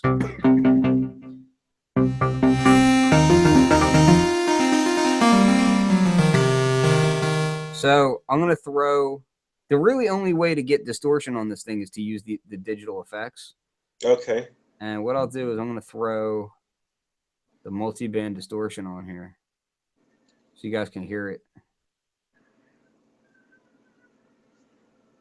Find it. I can't wait till the iPad app is out for it. That's gonna be nice. Will that be soon after the release, or go away like 6 months or so? From what I'm hearing, it should be ready really, really soon. So, all right. Cool. Yeah. So,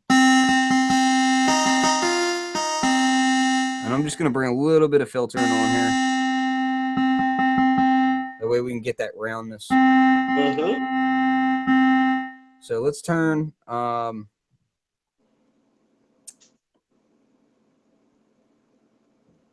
bring the mid drive up a good bit. And the low drive up.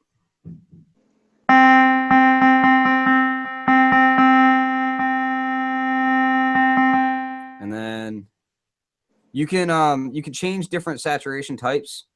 Okay. So you could do like saturate, tube, post filter valve, post filter saturation, post filter tube. So we'll do valve and then tube. Valve.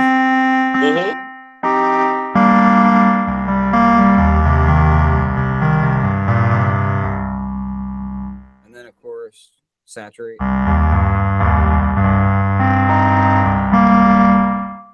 And then tube. But you get some nice distortion there. Cool. So who would you say the DeepMind 12 is for? Say again? Who would you say the DeepMind 12 is for? People who want a polysynth that just does for me personally so far, and I'm still diving into it. I'm still new to it.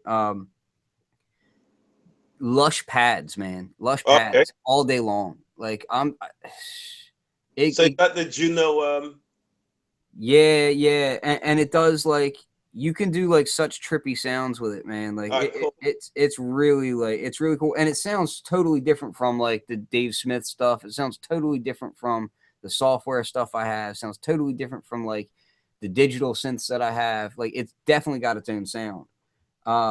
Matrix Brute is more if you're looking for something with a lot of punchy power, raw tone, go with that. If you're looking for something that's more atmospheric and that kind of stuff, DeepMind 12 is all day, you know.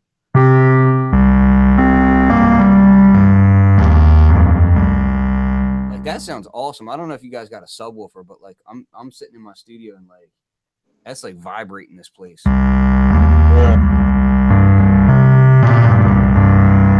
And that's with I just boosted up the low drive. Oh, and I haven't turned on the low pass filter boost on yet. So here, I'll turn that on.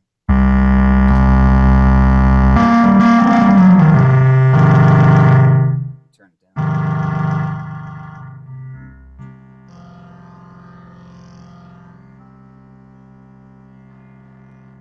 So you can get some nice distortions out of it. It's just different because it's when you're on the P12, it's like you can. Here, let's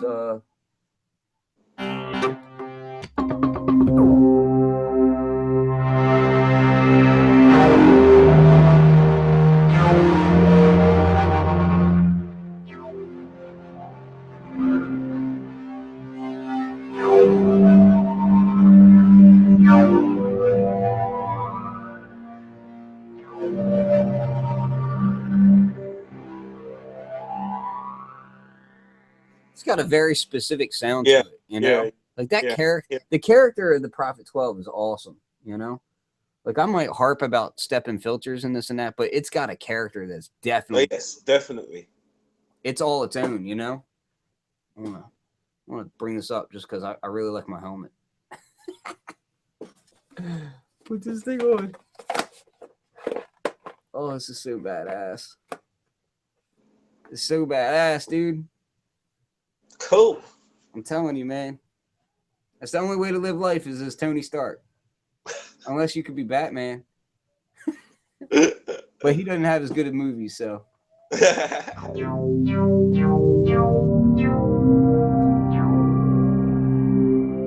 So when you stack the two, it's really cool. I'll load up some programs that sound cool stacked together.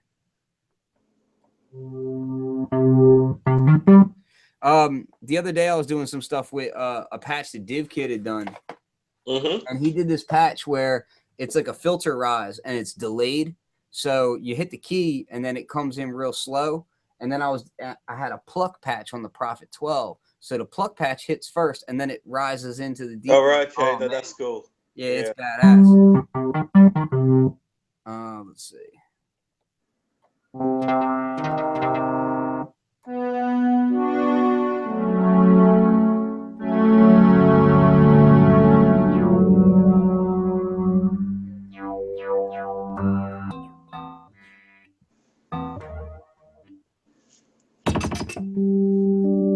This is one of my favorite patches on the Prophet 12. Yeah. The purity ring one. Yeah. You layer that in.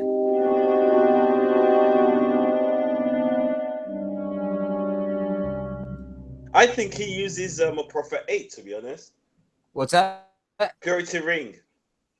Yeah. I think he uses a Prophet 8. No. I'm saying that patch is purity ring. Oh, right. Okay.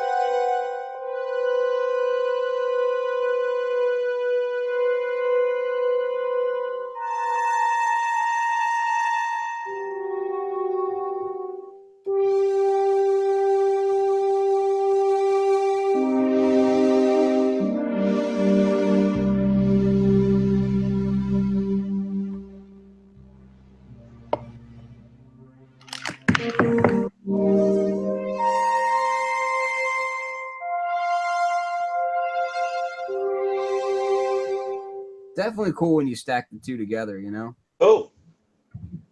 But all right, guys.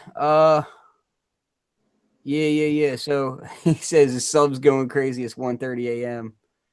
I hope he lives in an apartment building and it drives his neighbors nuts. I remember back when my studio was in like a walk-in closet. Oh man, that was awesome. Back in the good old days. Those good old early Fluxwithit days. I gotta set up my DJ station, man. I'm dying to do that. I had to take it all apart, man. Okay. So like I only have like one of my 1200s out. I only have like I took all the DJ controllers and stuff down. It's just one 1200, one mixer, and a MacBook, and that's it. Just to get access to a turntable. What's that? Just to get access to a turntable. Well, yeah. I mean, honestly, I use it for like playing some music and more for scratching than anything else. Because like, right. I'm an old head, so I scratch on vinyl. You know, I can't stand scratching on controllers. It feels so terrible. Wrong is the word. Yeah, it does. Like I had a CDJ, like one of the early CDJs, right. And I could scratch really well on that, but it had like a totally different sound and a totally different vibe when you were scratching on it. Like flares sounded different, crabs just like, you know, like if you're doing like an orbit, like when you would pull back, it just Yep. so different, you know? Right.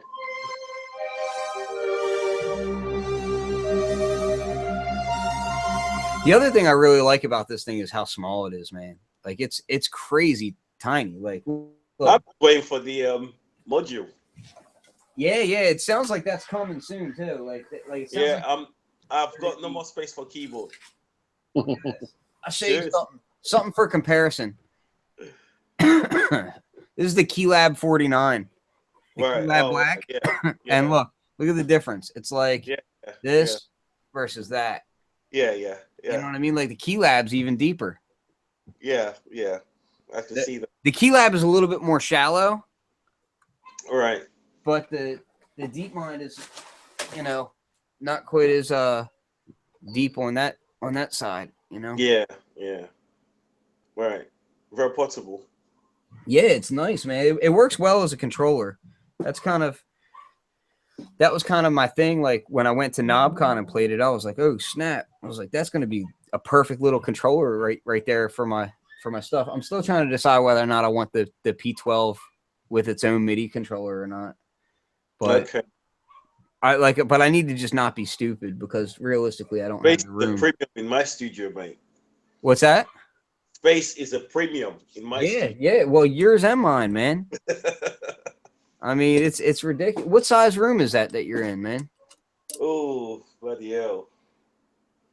I've never measured it, to be honest, but it doubles as, because remember the last time we spoke, the studio was up in my bedroom. Mm-hmm. So I had to move it down to the living room. Yeah. And it doubles up as a living room and a studio. So Gotcha. you can imagine. Yeah. Yeah. My wife won't let me do that. Nah. No. She said no. So, and we're getting ready to move. And when we move, Okay. I'm going to the room that I'm moving into is technically it's about the same size, but it's more enclosed. Like currently, my studio is really open in the back, like the walls open back there. Yeah. So, and I have like a kids area over there. Right. So, man, that mask looks awesome right here. I love that. But yeah, so what I'm gonna do is it's gonna be all soundproofed in there and everything. I'm putting I'm gonna do some rock wool in the walls and everything. But yeah, but what I'm doing is I'm running like I've completely ripped out the basement and I'm running snakes all through the basement and into each room so that I'm gonna put wall plates with XLR connectors on them. Okay. So if I want to record in a different room, I can just go in there, you know, hit the XLR on the wall plate and be good to go. So if I decide like, oh, I need to do a project where I have a different sounding space, I can do that. And I'm even there's a garage attached to the house. I'm even gonna run it out to the garage too. So if I want to get that garage drum sound, I can do that too. And she's kind of like, she was resistive to it at first. But I was like, look, all you're going to see is these wall plates. I was like, and they can be, you know, I can hide them. Like, that's not a big deal. Yeah. So it's a matter of just talking to her nice. Yeah. So did you manage to solve your your IO issue that you had a while back? Of as in the number of IOs that you needed. Yeah, so I got the Claret 8 Pre-X. Okay. And nice. Focusrite. Yeah, that guy right there. Cool. And it's got 2 ADAT inputs and 2 ADAT outputs, each of 8 analog channels. So as I decide that I need more inputs, which more often than not is more when I'm doing acoustic drum recordings, that's when I really like to go crazy with the mics. Which I haven't had to do in these past months, but really the reason I was upgrading was for anticipation of that. Right. And I really wanted more ADAT for other reasons too, for modular stuff. You can use the expert sleepers for that? Yeah. But what I think I actually decided on is I'm going to wait until the what is it? The ES8, I think it is, until that comes out, which is its own USB interface by itself, and it has ADAT on it as well. I'm going to use that. And the reason why I decided on that as opposed to the ES3 and ES6 or whatever it is you can actually use that straight away with an iPad without anything else, which is cool because I'm using Audulus version 3, and that will let me send CV out from from Audulus through Expert Sleepers into the modular, and that's going to be nuts. Oh, Wow. So yeah, I'm really looking forward to that. It's kind of pricey though, but I mean, you get what you pay for, you know. So to me, it's one of them things that I'm like, you know, whatever, you know, it's gonna make me cry. I know it. Like I'll be eating ramen noodle for a while, but it'll be worth it. It's gotta be done. There's one thing I've noticed about you, Ken. You don't seem to have any VA in your studio. Why? I do. Really? Which one? I got one right here. I got two of them right here. Hold on.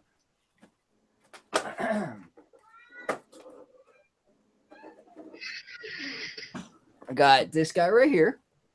Ah, okay. Yep. I got. Hold on. This guy right here.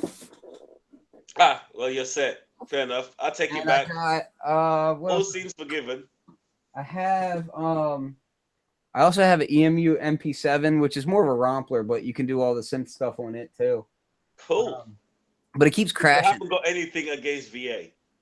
No, not at all. Not at all. I love VA stuff. It's for the longest time, man. Like I actually get really into really crappy VA too. Just because like it's its own thing, you know what I mean? Like the Red Sound Dark Star. Okay. I freaking love that thing. It's terrible and I love it. That what I love the and this one's not terrible. I just really like the sound. A lot of people hate on it. The Alesis Micron and Ion. I freaking love that engine, dude. I think that thing sounds awesome. Cool. So yeah, people hate on that thing, and I'm like, you guys are out of your damn mind. One that I had that recently that I absolutely hated, like with a passion. I got it for next to nothing, and I got rid of it simply because it made me angry just sitting in my studio. Like just the fact that it was there made me mad. Was the M Audio Venom? Holy! Oh shit! Oh my God, is that thing terrible? And that's one of the things where, like, you know, I see some people that are like champions of that thing. And I'm like, dude, that thing is so half-assed. Like, they couldn't even bother to pay their team to code their software for it. So they paid like a single guy operation, you know, coding it himself, you know, and didn't even finish it properly. Never became a VST like it was supposed to. And like, oh God, that thing made me angry. Oh, that is like, to me, that's seriously like ranks up there as one of the worst synthesizers of all time. Wow. So bad. Oh, it makes me angry thinking about. I got to drink now. It drove me to drinking. That's what it did. I'm telling you, man.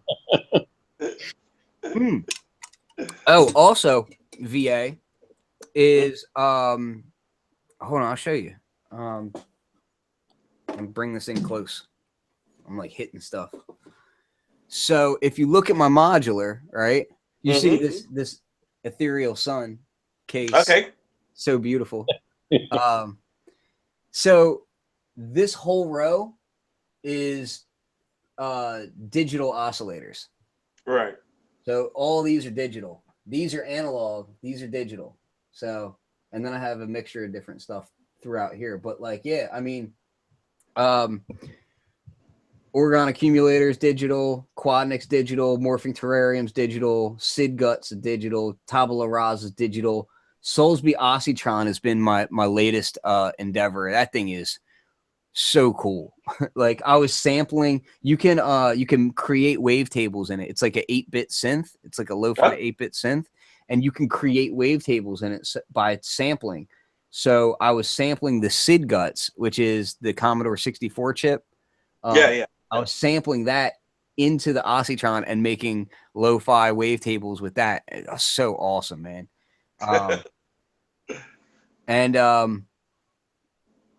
Yeah, man, that thing is just this thing is so crazy. It can do some wild stuff. I don't know if I have it patched up right now. Hold on. I might. Hold on. What's this going to? I got stuff going to other stuff. I know that. Yeah, that's that. That's the Oscitron right there. And then. But that's true 8-beat. Yeah, hold on. Hold on. I gotta see if this is even coming through here. Turn that down a bit. Tell me if you're hearing this. Hold on. Let me You getting that? Yep. All right. So you can do some really crazy stuff with it, like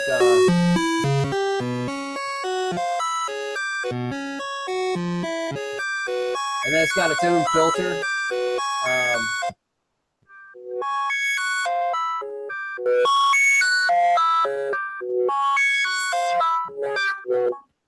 It's got all kinds of crazy stuff it can do. And then you can change the resolution of it. Yeah.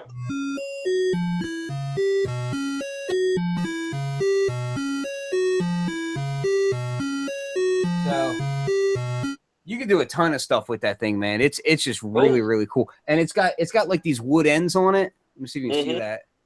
Right here. You see the wood ends? Yeah. So those wood ends hold like overlays. So as he comes out with updates, all you do is pay for shipping, and he'll ship you out the overlays for it. And I know he's working on like a version of the ARP Odyssey that goes in this thing. It's like a lo-fi version of the ARP Odyssey, and then you just lay the overlay on it, and it changes the functionality of everything on there. Cool. Yeah. And that's the good thing Really about cool. digital. Yeah, so it's pretty ridiculous. They're asking the other case, is it pure analog? The other case is this case over here is drums. So aside from the System 1, which the System 1 I often like patch into the Matrix Brute just for like a different flavor of oscillators and stuff. But that one's all drums, and it's a mixture of analog and digital. So Cool. mostly analog, but there's some digital stuff in there too, like the audio damage neuron, clouds for effects, the audio damage AE Verb MK2, which is like their reverb, a few other things in there. So but yeah, that's all drums, and then this is all pretty much everything else. But yeah, that case is amazing. Cool. Oh, it's so beautiful walking in and seeing that, you know. It's kind of hard to ignore. People come in and they see it and they're just like, what the hell? Starship Enterprise.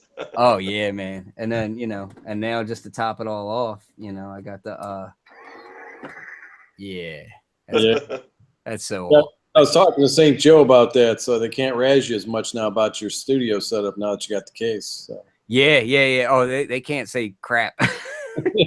But I mean, it's still funny because like that helped clean things up a lot, because I had previously, this was all in 3 separate cases.